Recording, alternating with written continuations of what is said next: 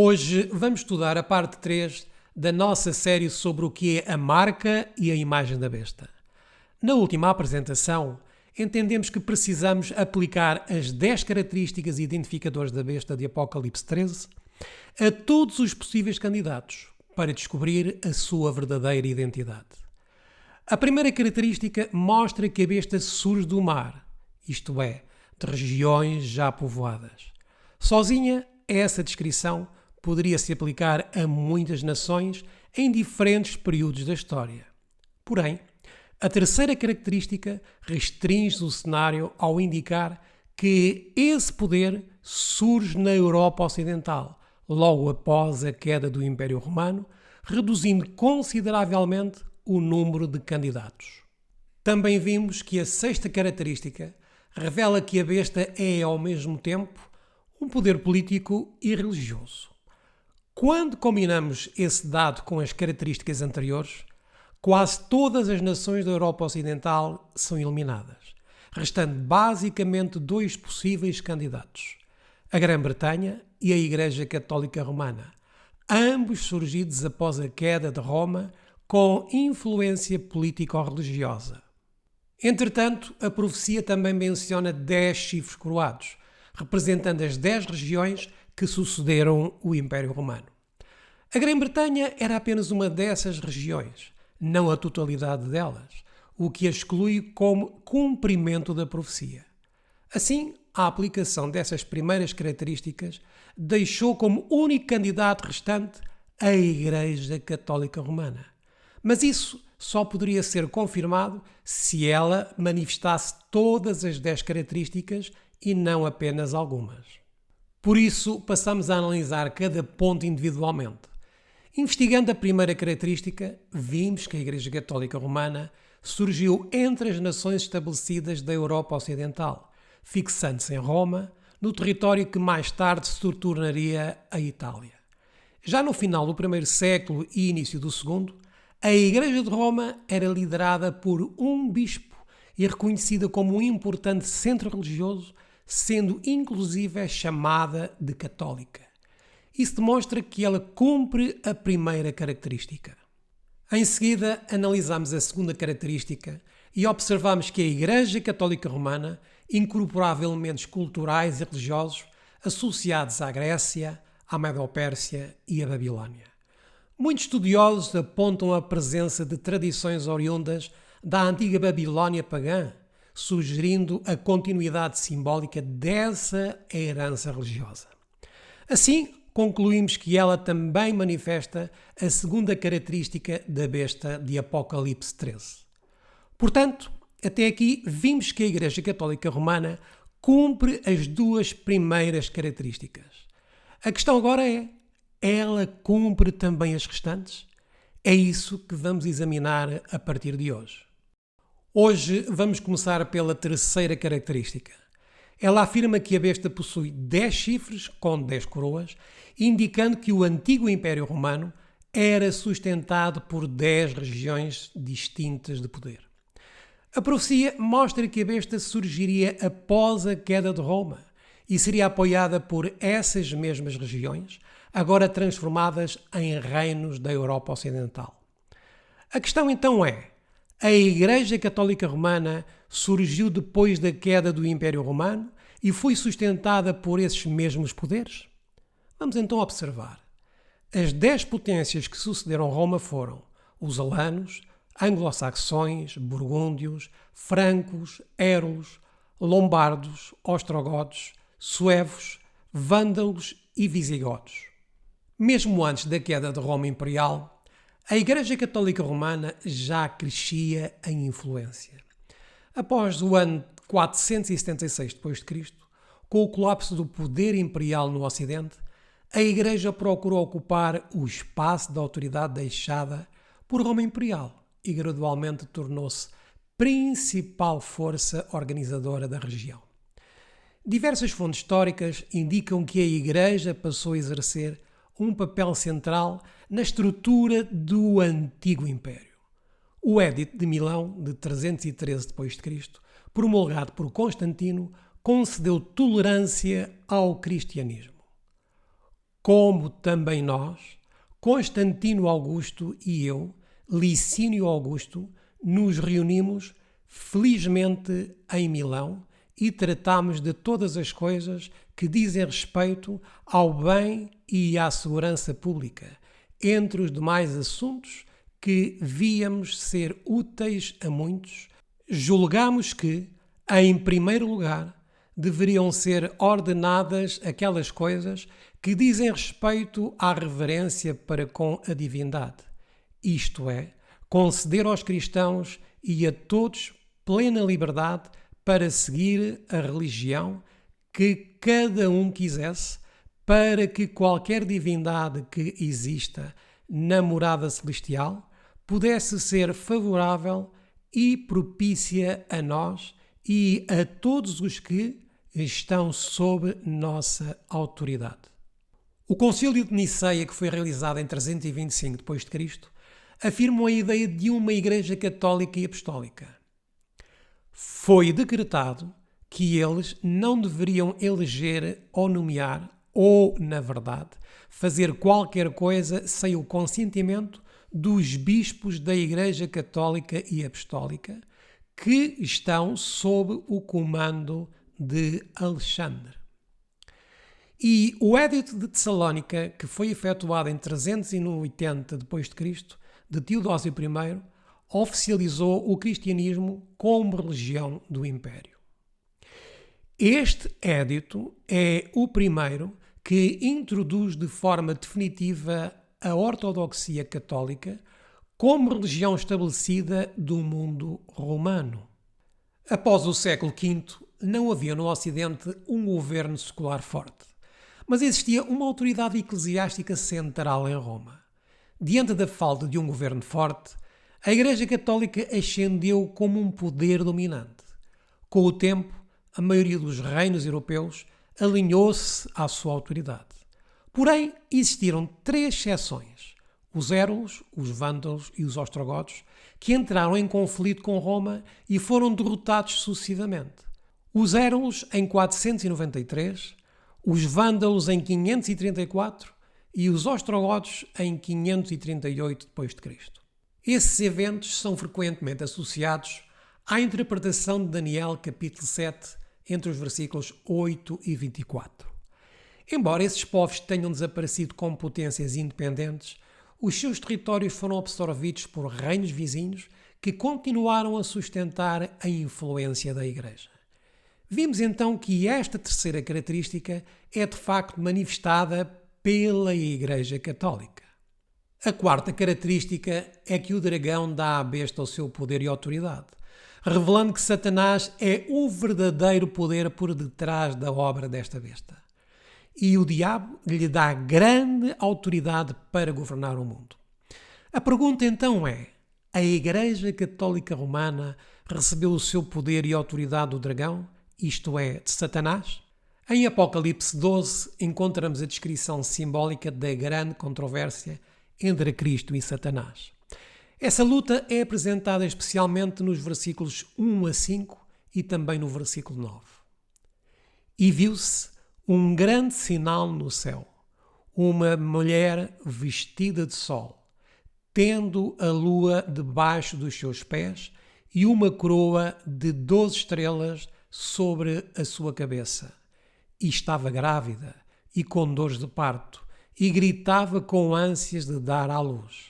E viu-se outro sinal no céu, e eis que era um grande dragão vermelho, que tinha 7 cabeças e 10 chifres, e sobre as suas cabeças 7 diademas. E a sua cauda levou após si a terça parte das estrelas do céu, e lançou-as sobre a terra. E o dragão parou diante da mulher que havia de dar à luz, para que, dando ela à luz, lhe tragasse o filho. E deu à luz um filho homem, que há de reger a todas as nações com vara de ferro. E o seu filho foi arrebatado para Deus e para o seu trono. Versículo 9.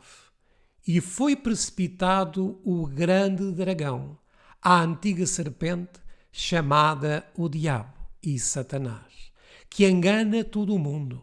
Ele foi precipitado na terra e os seus anjos foram lançados com ele. Para entendermos então a profecia, precisamos de definir os símbolos. Na linguagem bíblica profética, uma mulher pura representa o povo de Deus, a sua igreja. Jeremias, capítulo 6, versículo 2, compara a filha de Sião a uma mulher delicada. À formosa e delicada assemelhei a filha de Sião. Jeremias 4:31 descreve Sião como a imagem de uma mulher em trabalho de parto. Porquanto ouço uma voz, como a de uma mulher que está de parto, uma angústia como a de que está com dores de parto do primeiro filho.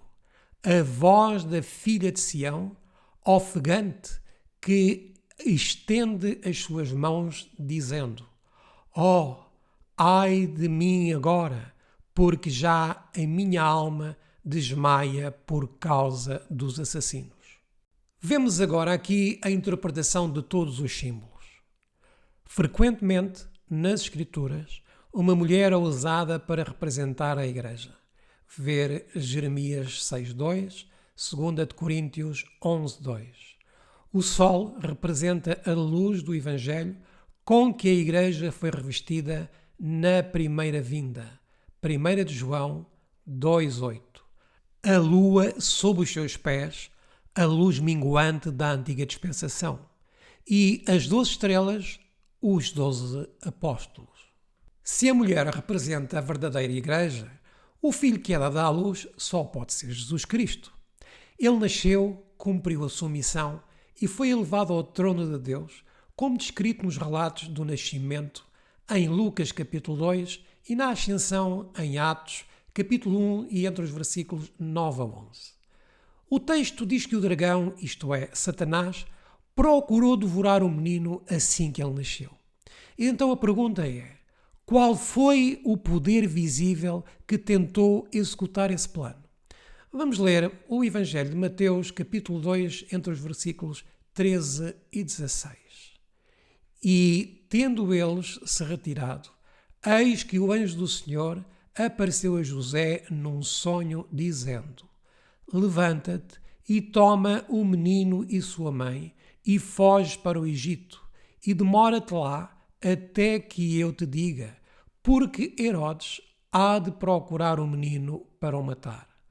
E, levantando-se ele, tomou o menino e sua mãe de noite e foi para o Egito. E esteve lá até à morte de Herodes, para que se cumprisse o que foi dito da parte do Senhor pelo profeta, que diz: Do Egito chamei o meu filho. Então Herodes, vendo que tinha sido iludido pelos magos, irritou-se muito e mandou matar todos os meninos que havia em Belém e em todos os seus contornos, de 2 anos para baixo, segundo o tempo que diligentemente inquirira dos magos. Estes versículos mostram que foi Herodes quem tentou destruir Cristo ao nascer. Historicamente, Herodes governava sob a autoridade de Roma. Portanto, o poder político visível envolvido era o qual? Era o Império Romano Pagão. Dentro dessa interpretação simbólica, Roma agia como instrumento do dragão, executando a oposição satânica contra Cristo. Surge então a questão: se Satanás atuava por meio de Roma pagã, ele continuaria agindo através da Roma cristianizada? Alguns historiadores descrevem uma continuidade institucional entre o Império e a Igreja medieval. Adolf Harnack afirma que a Igreja Romana assumiu o lugar do Império Romano, sendo a sua continuação histórica, e que o Papa herdou a posição simbólica dos Césares. A Igreja Romana foi assim empurrada para o lugar do Império Romano Mundial, do qual é a continuação real. O Império não pereceu, apenas passou por uma transformação. O Papa, que se chama Rei e Pontífice Máximo, é o sucessor de César. Do modo semelhante, Alexander Clarence Flick escreveu no seu livro A Ascensão da Igreja Medieval o seguinte: a poderosa Igreja Católica era pouco mais que o Império Romano batizado. Roma foi transformada tanto quanto convertida. Segundo esta leitura, após a queda de Roma Imperial do Ocidente em 476 d.C., a Igreja Católica Romana preencheu o vazio do poder deixado pelo Império e herdou parte da sua estrutura e influência. Argumenta-se, portanto, que ela assumiu de Roma Imperial uma posição central de autoridade histórica.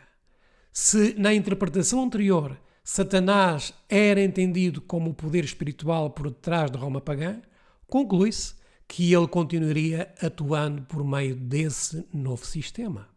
Além disso, dentro desta mesma linha interpretativa, Satanás é associado à antiga religião babilónica. A presença desses elementos considerados babilónicos no catolicismo, mencionado anteriormente, é apresentado como reforço dessa conclusão. Concluímos, portanto, que a Igreja Católica Romana manifesta a quarta característica da besta de Apocalipse 13. Passemos então agora à quinta. A quinta característica afirma que a besta recebe uma ferida mortal que com o tempo é curada.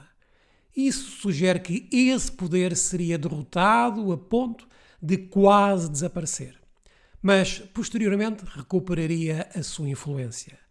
Dentro desta interpretação, o ocorrido é associado a acontecimentos no final do século XVIII. Durante as campanhas napoleónicas, os exércitos franceses enfraqueceram tanto as monarquias quanto a autoridade papal. Em 1798, o general Berthier entrou em Roma, prendeu o Papa Pio VI e o levou para o exílio na França, onde ele morreu no ano seguinte. Napoleão chegou a declarar o fim do poder papal. Por um período, a Igreja ficou sem liderança estável, o que muitos contemporâneos consideraram um golpe fatal.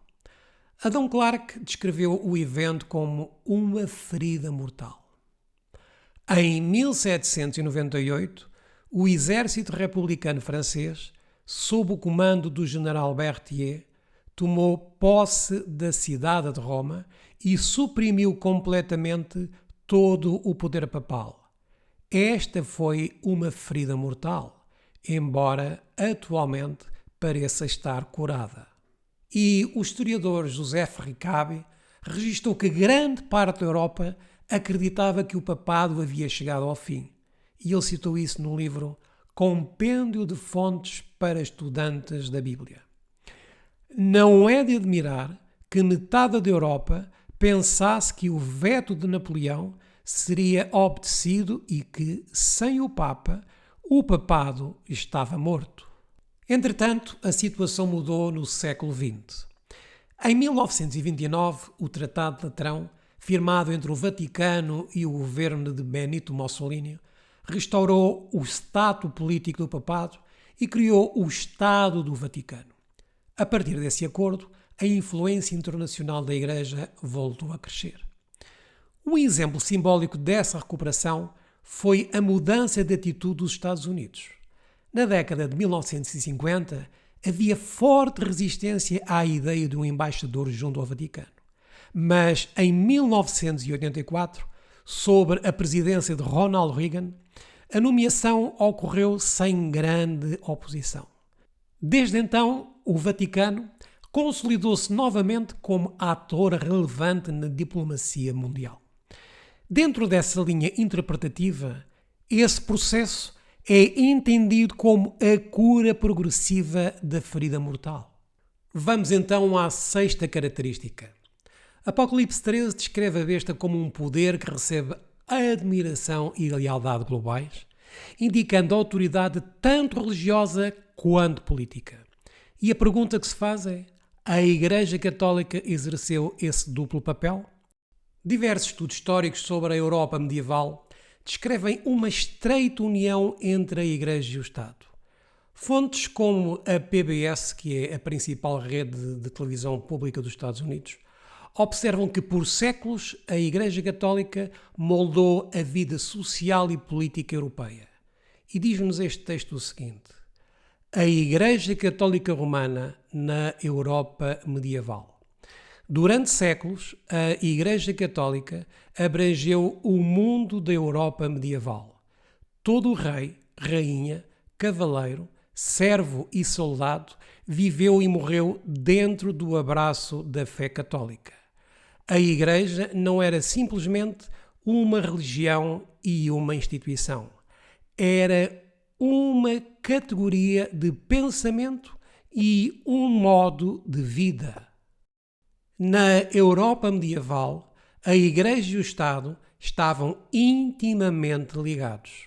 Era dever de toda a autoridade política, rei, rainha, príncipe ou vereador da cidade, apoiar, sustentar e nutrir a Igreja.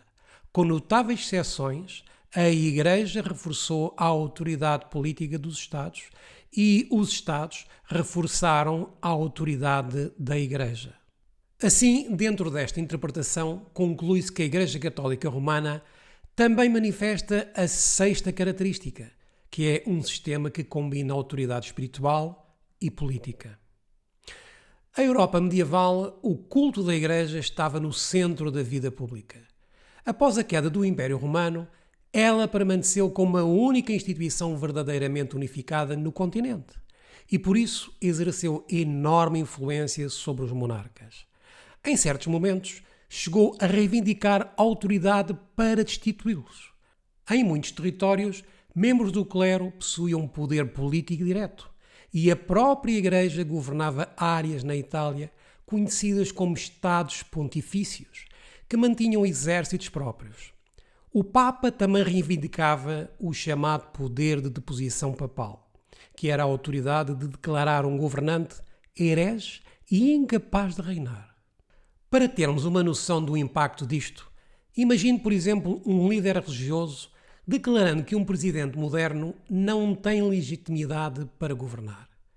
Esse tipo de autoridade, em escala histórica, foi exercido pelo papado na Europa Ocidental. Enciclopédias históricas descrevem a cristandade medieval como um modelo de teocracia cristã, em que instituições políticas e religiosas estavam profundamente entrelaçadas. O clero exercia influência direta na administração pública e, em muitos períodos, a autoridade espiritual da Igreja era considerada superior à autoridade nacional dos governantes. Nos tempos medievais, a Igreja Católica Romana exercia uma autoridade social e política significativa. O culto da Igreja estava no centro da vida pública. Como a única instituição unificada em toda a Europa, após a queda do Império Romano, a Igreja afirmou sua influência sobre os monarcas do continente e até teve o poder de removê-los do trono.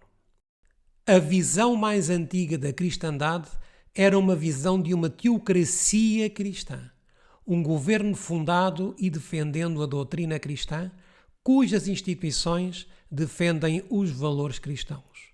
Neste período, os membros do clero cristão exercem autoridade política. A relação específica entre os líderes políticos e o clero variou, mas, em teoria, as divisões nacionais e políticas foram, por vezes, subsumidas sob a liderança da Igreja Católica como instituição. Este modelo de relações Igreja-Estado foi aceito por vários líderes da Igreja e líderes políticos na história europeia. A Igreja foi muito influente nos assuntos políticos. Ao longo da Idade Média, o clero, em muitos casos, detinha um poder político real. A Igreja era soberana sobre uma série de territórios na Itália, conhecidos como Estados Papais, que tinham seus próprios exércitos. O Papa também exerceu um poder importante chamado poder de deposição papal, que era a autoridade para declarar um monarca herético e impotente para governar. Eis um exemplo do poder da Igreja Católica Romana, tanto na esfera política quanto na religiosa. Em 1075, o Papa Gregório VII redigiu o seguinte documento, Dictatus Papae, no qual afirmava que a Igreja de Roma havia sido fundada unicamente por Deus, que o poder papal constituía a única autoridade universal e que apenas o Papa tinha o poder de depor um imperador. O rei Henrique IV da Alemanha, que era o imperador do Sacro Império Romano, rebelou-se contra a reivindicação do Papa de possuir autoridade universal exclusiva e por isso foi excomungado. No entanto, apenas 2 anos depois, o rei Henrique submeteu-se humildemente à autoridade papal. O livro O Grande Conflito relata este ocorrido. Uma flagrante ilustração do caráter tirânico do Papa Gregório VII se nos apresenta no modo por que tratou o imperador alemão Henrique IV. Por haver intentado desprezar a autoridade do Papa, declarou-o este excomungado e destronado. Aterrorizado pela deserção e ameaças de seus próprios príncipes, que por mandado do Papa eram incentivados na rebelião contra ele, Henrique pressentiu a necessidade de fazer as pazes com Roma. Em companhia da esposa e de um servo fiel, atravessou os Alpes em pleno inverno, a fim de humilhar-se perante o Papa.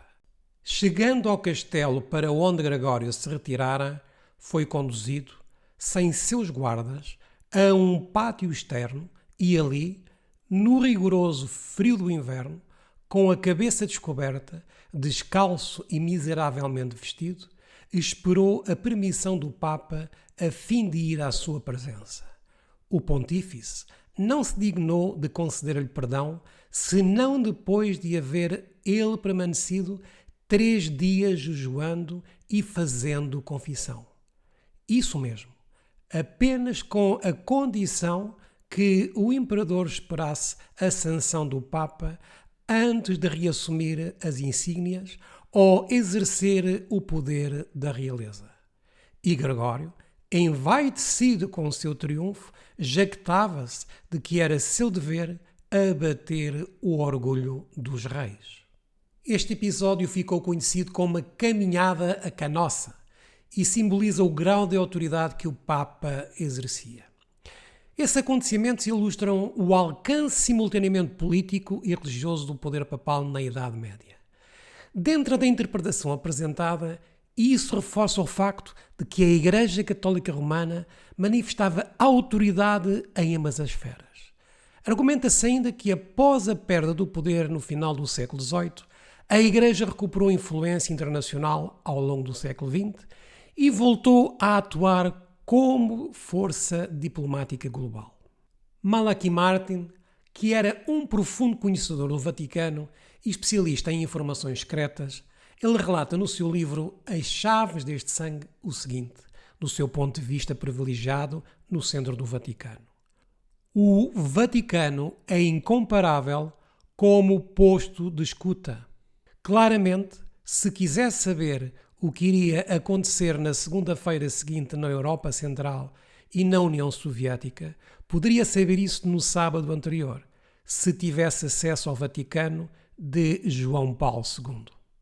Entre os principais concorrentes que dominam os movimentos económicos e políticos para formar e controlar a nova ordem mundial, o Papa João Paulo II se destaca de várias maneiras. Segundo Malachi Martin, no seu livro As Chaves deste Sangue, o Papa é protegido por vários governos, mantém relações pessoais com líderes de dezenas de países. E existe no cenário mundial uma disposição crescente em aceitar uma forma de direção moral global, algo que ele associa à influência da Igreja. Dentro dessa linha de interpretação, isso reforça a ideia de que o catolicismo exerce autoridade de alcance internacional. Assim, concluímos que a Igreja Católica Romana manifesta a 6ª característica da besta, um poder político e ao mesmo tempo religioso. Ao longo desta série já observamos que ela corresponde à primeira e à segunda características. E hoje analisamos a terceira, a quarta, a quinta e a sexta. Resta examinar as 4 características finais.